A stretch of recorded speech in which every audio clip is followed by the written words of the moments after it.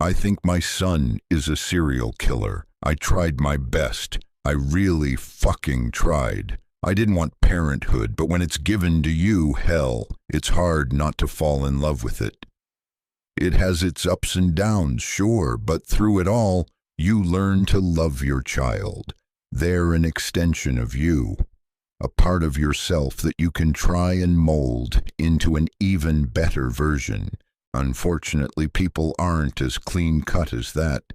You tell them to zig, and they zag. It's just how life is.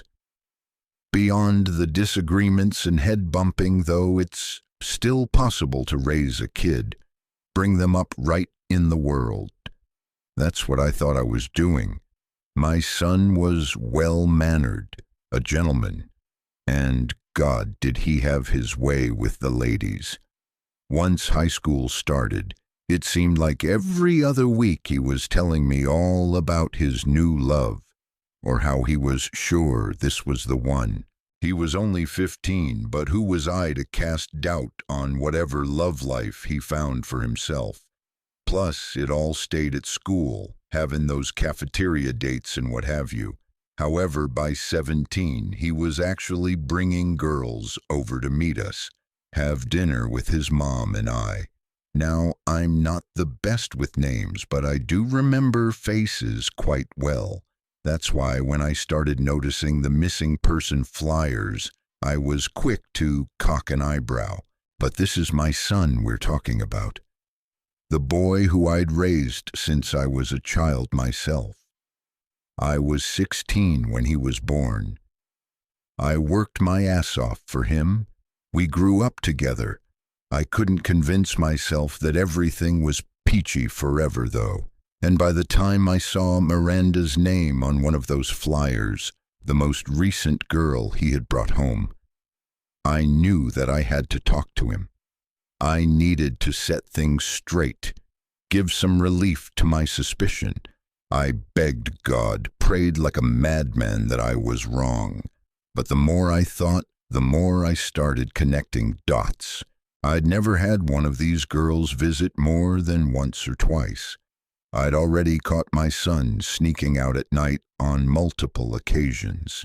He seemed to always have those hollow eyes whenever he interacted with any of them. When he talked about them, though, it was different. It was like he was truly excited, but not in that normal teenage boy kind of way.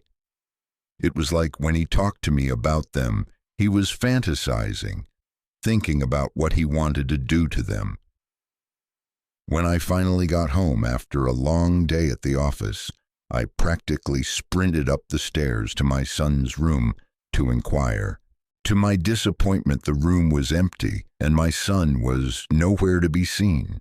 What I did find, though, were missing person flyers, folded neatly on his nightstand, each one depicting a different ex-girlfriend. Now, if it had just been the flyers by themselves, I'd have been able to explain it away. Maybe he was helping to hang them up. Maybe he had just run out to finish and had forgotten to grab them. No, life can never be that easy. What made me realize that I needed to do more than just talk to my son was what had been written on the flyers, scrawled across each flyer in the handwriting that I helped my boy practice with, were complaints. Too loud, too demanding, too arrogant, too annoying. I sifted through the papers and by the end had read a total of 7 complaints. A tear fell down my face, streaming down the cheek, dipping into my newly discovered smile. I must have been in a trance because I didn't even hear the bedroom door open. All I remember is that faint, quiet "Dad" before I turned to greet my son. Emotion overwhelmed me, and all I could think to say as I outstretched my arms for a hug was, "That's my boy."